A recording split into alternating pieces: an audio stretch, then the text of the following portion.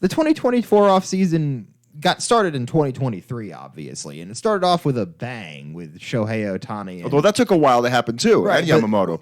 But everybody sort of knew that was going to hold up the market. Who was Ohtani going to sign with? Where was he going? Was it going to be New York or Chicago?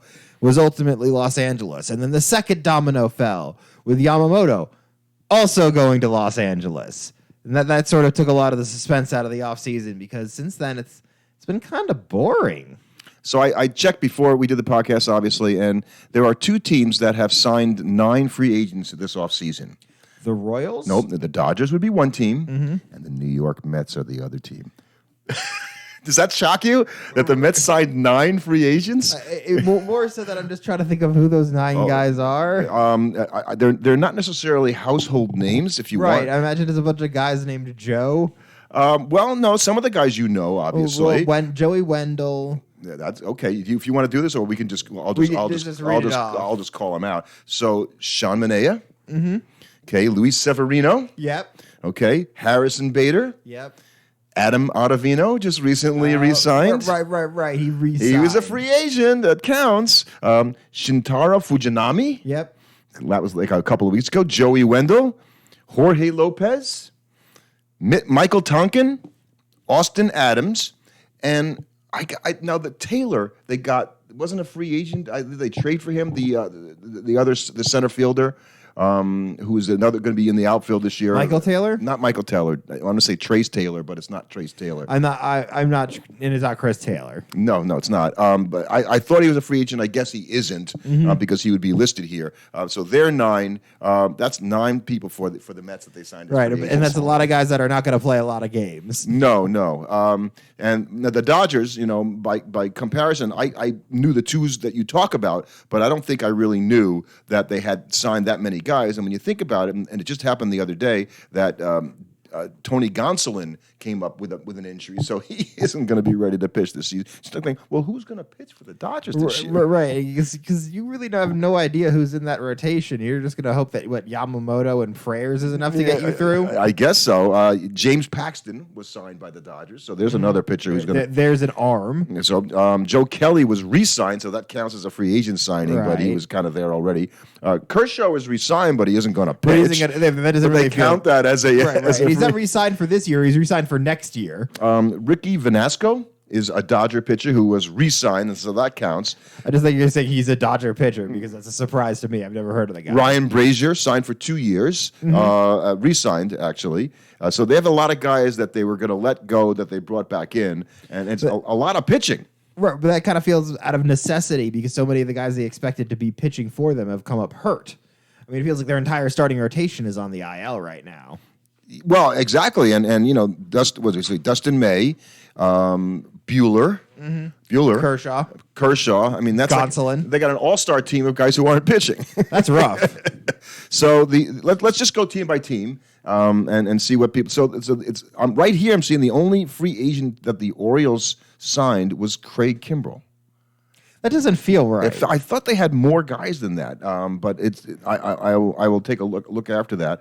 The Red Sox signed Giolito and Cooper Criswell. The Yankees only had the 2 guys, Marcus Stroman and Luke Weaver. Right, because so many trading doesn't count. Trading doesn't count. These are just free. So those are agent trade, signings. right? Exactly. Right. So that's the difference. The Rays made a big signing in Chris Davinsky, 1 year for $2 million. What were the Rays like? Didn't the Rays? Don't they want to win? You know what? If you're the Rays, so much of what you were built around was upended because your superstar shortstop decided to be a scumbag. And so now as a team, you have to reevaluate where you are because you basically had a gigantic piece of your puzzle ripped out from the underneath you mid-season last year. That's going to force you to recalibrate as a team. And I don't want to get too deep into the Rays right now because we'll cover them when we do our American League East preview in a few weeks. But when you think about the pitchers that aren't pitching there, and this is why from a free agent perspective, I'm surprised, right? So McClanahan's hurt, right? He's not going to pitch. But maybe that's last year. Glasnow's gone. Okay, Shane Baz just came up hurt. Drew Rasmussen's hurt. Jeff Springs, who started last year really well, is hurt. So all these guys, what do? They go out and they re-sign Chris Davinsky. Well, you know what? If you're the Rays, you're a team that's already used to running on a shoestring budget. If you're going to have a down year because you've lost players to injury and legal issues, decent way to get through that is to not spend it on free agents to try and buoy a already sinking ship in the toughest division in baseball. And it is the toughest division in baseball because I just saw that the Orioles and we think they've done a really good job, in this offseason in terms of repositioning, bringing in Corbin Burns, obviously signing Kimbrel for the bullpen. They're bringing up Jackson Holiday. You know where they're picked? I think in Fangraphs for this season in the American League East. Seventh? In the East. The American League fourth? East. Fourth.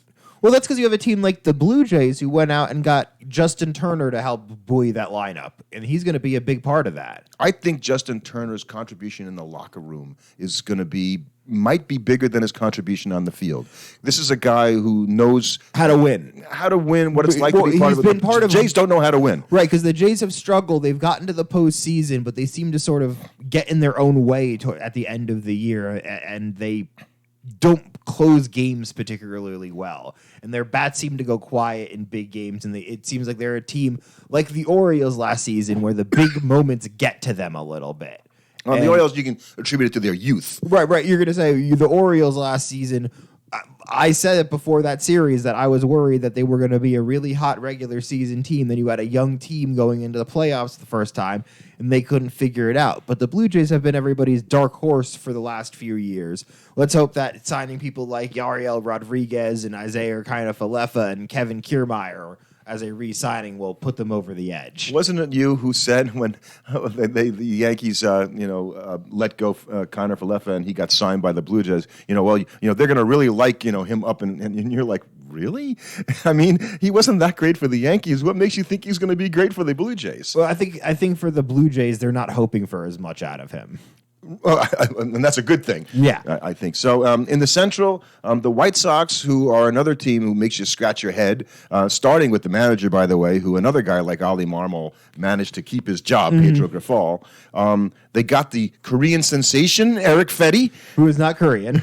Who was not Korean, but he went to Korea and found his game. He found a sweeper, a sweeper because when he used to come and pitch for the Nationals against the Mets, the Met fans were clapping for him to come in the game because we wanted to see this guy. But all of his peripherals, all of his advanced stats are up, so it's going to be very interesting because if he's able to be successful this year, players are definitely going to see the ability to go to the NBP, go to play in the KBO, and rehabilitate your image and find it and then come back and play in the major league. So I think he is going to be a guy that's going to be interesting to look at just from a future baseball perspective. They also signed catcher Martin Maldonado, and I've watched this guy for years, and he played the Astros. I don't know what it is about why everybody thinks this guy's so good. Well, he was a good hitter, and now he's not. How long ago was that? A while. Yeah, exactly. Left-handed pitcher Tim Hill from the Padres signed for a year. Okay. The corpse of Paul DeYoung. Paul DeYoung? I mean, really? Ancient at this Chris point. Flexen, who was a former Met and who had a slight bit of success with Seattle, I think. But then that flamed out pretty quickly. So what are the White Sox doing? It doesn't sound like they're but trying to win. None of those signings that they made were big money signings. No, but again, for a team in a division where you think everybody's got a chance, you would like to think going into the AL Central, not super. You'd think they would do a little more. And the Guardians followed suit by also not doing anything. Their big signing of Austin Hedges. And Ben Lively. I mean, are you kidding? The Tigers, there's everybody's darling this year, right? Well, the Tigers clearly, what you saw that they did in this offseason was say our pitching was not good enough, and they went out and they signed a bunch of pitchers. But they also let Eduardo Rodriguez go, which I think was one of the best signings in the offseason by the Diamondbacks. We'll get to that in a minute. Kenta Maeda and Jack Flaherty. Flaherty's a good chance to take, I think. Shelby Miller is a low money guy. He only signed for $3 million, but he's a guy that could give you a better performance than that much.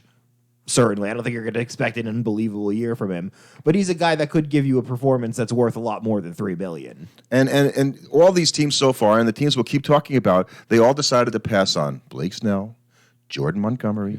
Well, what I'm seeing here is there's not a lot of teams that are shelling out a lot of money. Because, for instance, the Royals are a team that has arguably spent the most money this offseason, but their biggest offseason signing was Seth Lugo at 3 years and $45 million. And Michael Waka Waka at 2 years, $32. I mean, they went out and they got Hunter Renfroe and Will Smith and Adam Frazier, but what I saw there is is a team that is trying to put better major league players around their young stars and guys like Bobby Witt Jr. because you can't let your young good players languish on these awful teams that don't have any chance forever, because then either they're not going to sign that big 11-year contract extension with you, or they're just going to stop caring.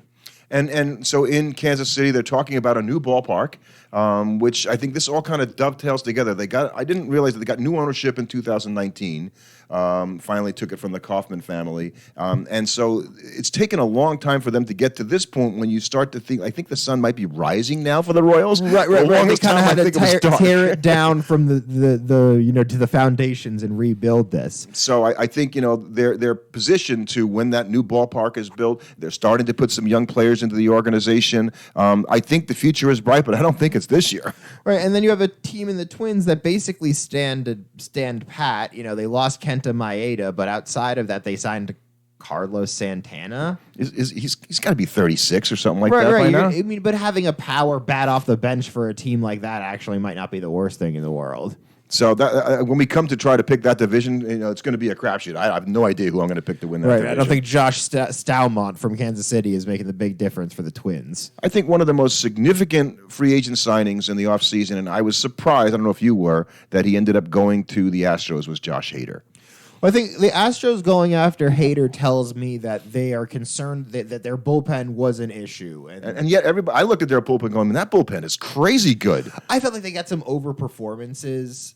I talk about guys like Stanek, right, and guys like Phil Matone. Right. You just didn't expect them to be that good, and I think it kind of eventually I think Stanek's a guy that when you look at his advanced numbers, he was, especially in the playoffs, he was outperforming what he should be doing. He shouldn't have been as locked down as he was. They got the setup guy before. So Presley's going to be the setup guy now because he agreed. They actually went and talked to him before they signed Josh Hader and said, look, Hader's going to be the ninth inning guy, and that's all Hader pitches, right? He doesn't pitch 2 innings or anything like that. And you're going to be the 8th inning guy. And Ryan Presley, I guess, agreed to it and maybe appreciated the fact that they were straight with him. I'm trying to think the other guy who was very good in the setup role, and I'm forgetting. It's not Ortiz. They have another. So I'm saying that the Astro bullpen was already good in my mind, and you said they might have outperformed, but they didn't stand pat. They went with They went and got the best option on the market. Yeah, and they just re-signed Altuve. For so I think the Astros are going to be the Astros. Right, and they went out and got Victor Caratini to replace Martin Maldonado. Which for them, I think they basically just need a guy behind the plate that's solid. Yeah, exactly. Now, how about the Angels? They signed a lot of pitchers. They lost Shohei Ohtani, in case you hadn't heard. Yeah, that's not going to help. They didn't lose Mike Trout, though. They didn't trade him. Robert Stevenson, who was a good pitcher for Tampa. Right, and he's certainly the biggest signing for them because pretty much everybody else they're signing are... Matt Moore, okay, maybe this will be the year. Right, a guy that we've been waiting to figure it out for too many years now for him to actually figure it out. Luis Garcia from San Diego, again, 1 year, so to their credit, short contracts. Right. That's what you like about this. The only guy they committed any time to was Stevenson. Everybody else is on 1-year deals, like guys like Adam Simber and Adam Kolarek. So I think you're fine. And Aaron Hicks. I mean, from Baltimore, by way of New York. Right. So, the Angels, again, another team that makes you scratch your head going, you guys definitely haven't figured it out. And unfortunately for them, they're playing in a very tough division as well. The A's, I don't know what you can say about the A's. Other than last week, the mayor of Las Vegas was saying, well, maybe the A's shouldn't come to Vegas. When their big offseason signing was Trevor Gott, I don't blame her. And Oswaldo Bido from Pittsburgh, he came in. And by the way, I will say this about the A's, and I know why I feel the way that I think if you go to Vegas, you should be a new team. You shouldn't be a team relocating to Vegas, right? The Vegas Golden Knights were an expansion team. Right, I think it's weird to go to Vegas. Transplanting them to Vegas is strange. I don't know. So I think I'm going to be wrong in the long run. I think they are going to end up going there. But it was kind of fun last week to think, well, maybe I could be right about that. I think you were hoping. How about the Mariners? Well, their big offseason signing was Mitch Garver and then trading for Mitch Haniger. Right. So they got 2 Mitches. Right. And after last year's sort of collapse, is that a collapse that they collapsed at the end of the year? Maybe they would say so. Yeah. Mitch Garver actually is a really good player, and I don't think gets enough credit for being anything other than a guy who gets hurt too much. And the fact that Rangers were sort of able to move past his injury is more a testament to Jonah Heim being so much better. Right, they don't need him. They need him to DH and give Jonah Heim a blow every once in a while. So, and he had a terrific rookie season. And Austin Voth, right-handed pitcher from Baltimore, I have no idea who this player is. I'm going to say that quite honestly. The world champion Rangers.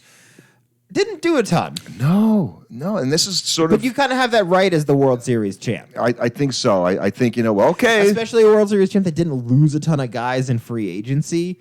It wasn't like there were big-name players. Jordan Montgomery. Right, about the only one. And they're not going to have DeGrom back until after the All-Star break. They won't have Scherzer back till mid-season. They won it without those guys. They won it without those guys last year. So I guess, that could be... That's like getting free agents coming to your team in the second half of the season. So I think the Rangers will try to just keep it together until the cavalry comes. Like Tyler Mahle and David Robertson and Kirby Yates will be enough to staff that that pitching department to keep them going. I don't intend to throw shade on David Robertson because I think he did a really good job for the Mets last year. I'm so glad the Mets didn't sign him. But oh man, did they seem to move out? They moved off of him at the perfect time. I'm so glad, right? A year too early versus a year too late. That's what I'm hoping is the situation with Robertson. And he's been good. So the Braves also. Well, they did sign Luis Guillorme. I think the Braves fans will be happy the less they see Luis Guillorme play. Right. He's a guy who less is more. Right. And, I mean, they did go out and sign probably one of the better relief options on the market in Reynaldo Lopez. That wasn't Josh Hader. He was probably one of the better guys available. So they certainly were trying to reload. They needed that. Right. And I think if you're the Braves, you're probably thinking, you know what? We'll take another shot at a playoff series where Ronald Acuna Jr. and all our guys don't just forget how to hit. Right. I think the Braves, you thought you were going for it last year, and you were, and it all was fine until the playoffs started. And then, we have to hit the baseball against the Phillies, and then it just didn't happen. The Marlins are the only team to not sign a free agent at all. Fitting. Because everything's fine in Miami, Fitting. right? Everything's absolutely good? Fitting. Everything's good. We're good. And then, of course, Alan Contra isn't going to pitch because he's had surgery. I don't understand that franchise. I just have a hard time believing that it will be a repeat performance of this year. We won't talk about the Mets because we already did. Yes. Talk about them. The Phillies made one deal, and I think it was a good deal for them to make. It was the obvious deal for them. Re-signing their own player, re-signing Aaron Nola. There was no other pitcher on the market that they were going to be able to get that was going to match his performance. It was just the right team. He's a Philly. He should just be a Philly. And now he will be. And Zach Wheeler probably should get an extension as well. And they're working on that right now. The Nationals, okay. How about the Joey Gallo signing? Well, he had to play somewhere. Well, he had to play somewhere, and honestly, for a young team, having a good clubhouse guy like Joey Gallo probably isn't the worst thing in the world. And you're not going to count on a ton from Nick Senzel. Or Dylan Floro, actually, who they brought in from Minnesota, a pitcher. And, the Nationals were, as you like to say, they were pesky last year as the season went on. They were a team that played above what you would have predicted them to do. They could have been a 60-something win team, and they played as a lot more respectable of opponent than that. Who was the player? Joey Meneses, is that the guy's name? Who kind of came out of right. nowhere. And we all thought he was going to fade, and he just didn't. The guy just can hit.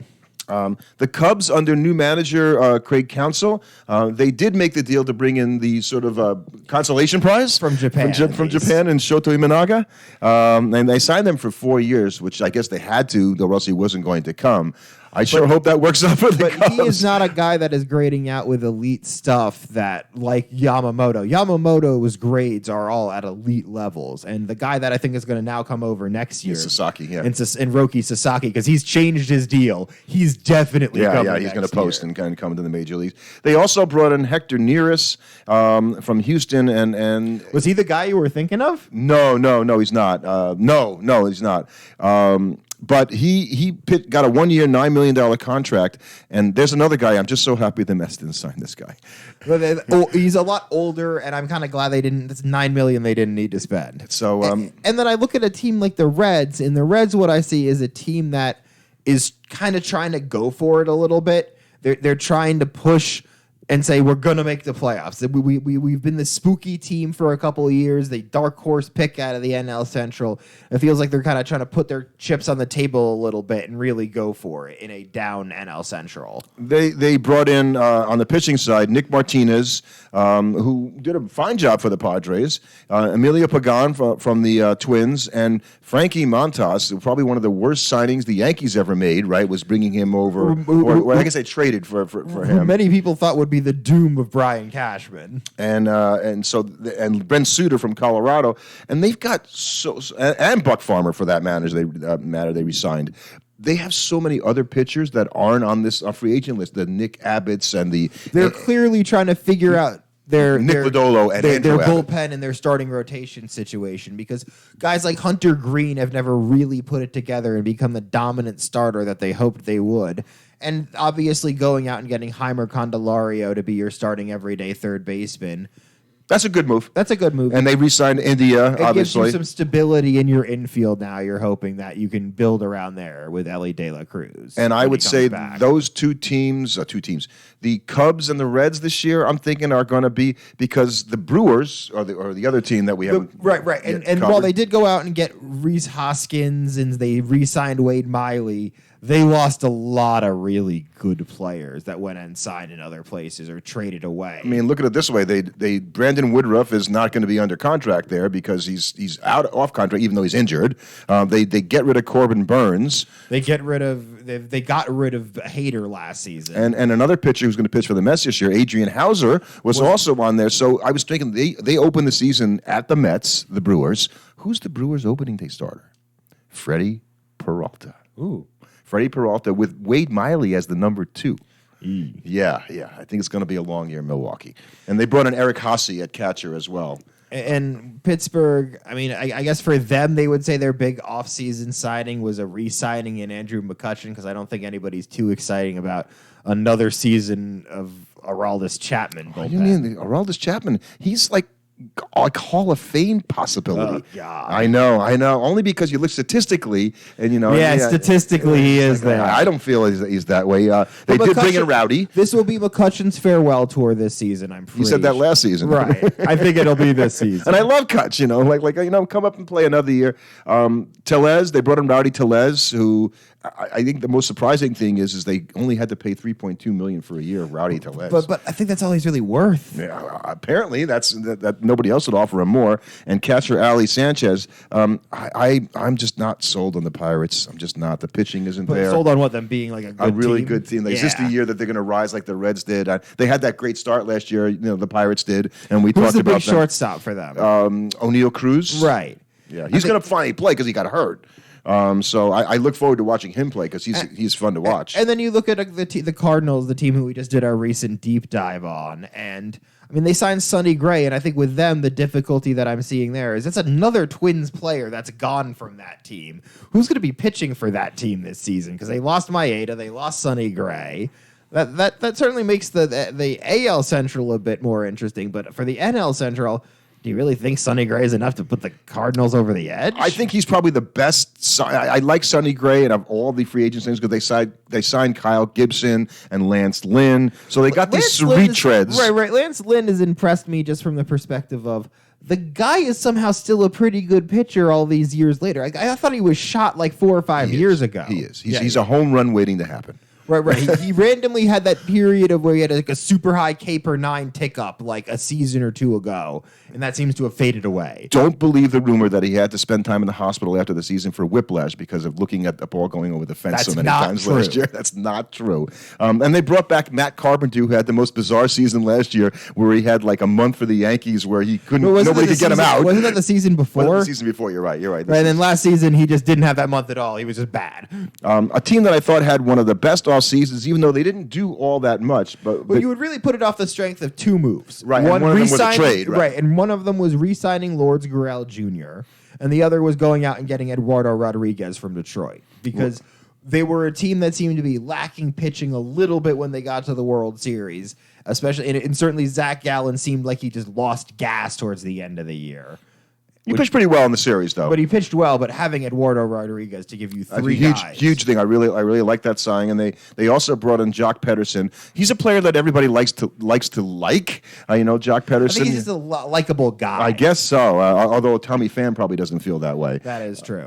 Kevin Newman came in to play shortstop, and of course they signed Eugenio Suarez to the Diamondbacks to play third base. Right. I think that's an excellent and for signing. a team that went to the World Series last year in the Arizona Diamondbacks and then lost, they're in a tough position because you play in the same division, unfortunately, as the Los Angeles Dodgers, who are sort of the boogeyman in the closet for the offseason, because we talk about teams winning the offseason, and that's sort of with the giant asterisk there that's like besides the Dodgers. But the Dodgers still going to have to get past that pitching issue in terms of having, no Ohtani to pitch, right, yeah, having all the other guys be other injured. Teams are going to have to get past that lineup issue. That is very true. Their three-headed monster at the top of that lineup is one of what might be the best 1-2-3 punch that we've seen in baseball in decades. And we'll go to the Rockies last. So the Dodgers also brought in Teoscar Hernandez, I think we mentioned before. Who's going to be who's going to add some very important pop and power to that lineup, because one of the weaknesses that team had last year was that when Betts and Freddie Freeman went quiet in the postseason, they didn't have any guys behind them. And yes, you're adding Ohtani this year, but having yet another guy in Teoscar Hernandez takes some of the pressure off of them to not have to get it done every single night. I think that's true. And so I we won't pick our divisions, but will the Dodgers be able to patch enough pitching together? I think they're just going to bludgeon enough people regularly on a given regular season night to do well. And remember, they get to play this next team, the Rockies, 13 times. Well, the Rockies went out and got Jacob Stallings. Oh, he's a catcher, right? Yeah. or Dakota Hudson, who I think St. Louis Cardinal fans are happy to see go. We had Mark Stevens, the author of The Fireball, on a podcast, and he lives in Colorado and is a big Rockies fan. And I remember him just shaking his head about the Rockies. They have done the city wrong. They've done the city wrong. And then they're Padres. And the Padres I think the Padres, more than any other team this year, sort of could go into the offseason saying, we're just going to run this back and see how... Because it worked out so well last year. Well, no, because when you look at they were like one of the worst teams in one-run games. They didn't win any extra innings. So they had the worst luck team. They were one of the most unlucky teams, and they were comically bad in close games and losing late leads. And that's the kind of thing that... Whereas the Marlins were the opposite. Right. And so those are two teams you think the pendulum not so much swings the other way, where just like normalize. They'll get closer to being normal, and then they'll be a much better team. And you also have to think that with the teams around them, you still got to farm the Rockies. You still get a free bunch of games against the Rockies that are going to help. And they signed Matsui. That would be Yuki Matsui, a left-handed pitcher from Japan, who's for 5 years. Right. And if Imamanga was the consolation prize, is Matsui the grab bag?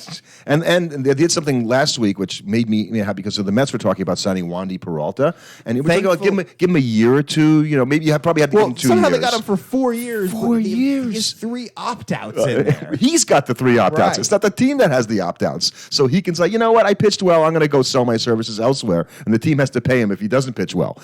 That's crazy. Right, and they also signed Woo Suk Go from Korea, who's going to be in their bullpen, I believe. And I think it's going to be interesting to see, because like with the next team that we're going to talk about, with these guys that are coming over from the KBO. I agree. It seems like the Major League Baseball is now willing to trust the NBP in terms of its player development, and they're like, okay, if a guy... And the KBO. Well, what I'm saying is, I think they trust the NBP more.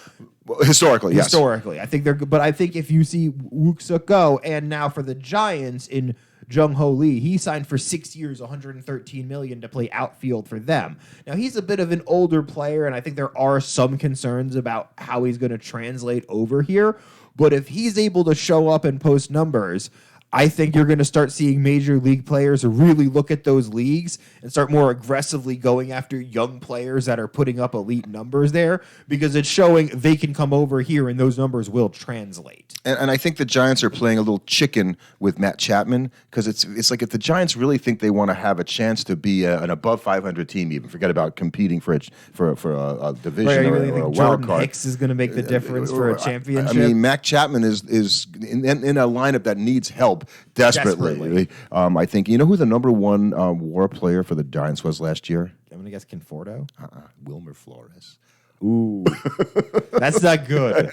Wilmer Flores. That's not good. As a Met fan, I know that's like I know we love Wilmer. and I'm sure Giant fans love Wilmer. Like you love Wilmer, right? You have to love him. But if he's your best WAR player, it says a lot about your team. They also brought in Tom Murphy from the Mariners at catcher, and Most generic name in baseball. They have. So that'd be Sean. No, I guess Tom Murphy. And they had these guys come in last year that Conforto, who J.D. Davis. It feels like the Giants are still regressing to the mean from 2 years ago. Like they had to use up so much bullshit to get to that 108 win season that they had that like they're still having to pay for the sins of that essentially. And it's sort of like being the shortstop for the Yankees after Derek Jeter left. Remember who that was? Who followed him? No, Didi Gregorius was the guy. He had to go to Philadelphia to really and so following Buster Posey, I'm saying at catcher, you've had a bunch of guys come through there, forgettable guys. It's going to be rough. It's going to be rough. And I think what's interesting about this offseason is there's still a lot of big name free agents that are floating around out there. You've got guys like Blake Snell. You've got guys like J.D. Martinez.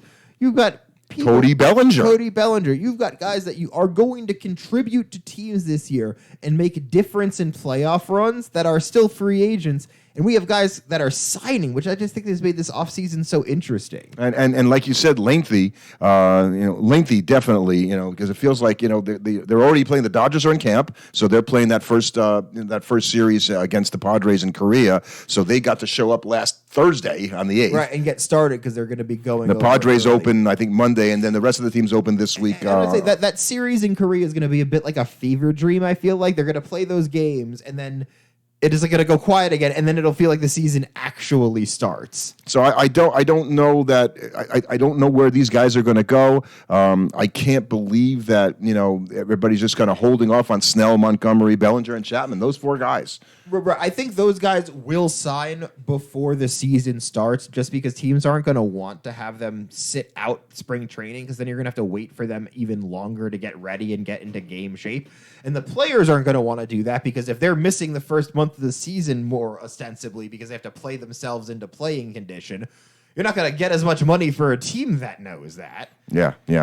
So we should talk a little bit about that. This is our 200th episode of this podcast. That's kind of wild to think about. 200. That's a big number. Yeah, and we started doing dropping 2 episodes a week, so we got to 200 a little faster than we were heading for. And we're, if you would have asked us, I think almost not even 4 years ago, well, how long are you guys going to do this? And I think we would have said, we have no idea. Would be the first thing. I think if you had asked us if we would have made it to 200 episodes, I think we would have been surprised if we did. So we're not really members of the media per se, but we do get people out there sending us, their books to review and look at and maybe have them on the podcast, which we've done a few times. I feel very privileged that people think enough of us to actually want to have us talk about their stuff. The fact that people want to even listen to us, to me, is the biggest amazement after all of this time, that we've done 200 episodes and people actually tune in and listen and look forward to it. And that honestly is what makes this all worth it. So we're not going to promise another 200 more,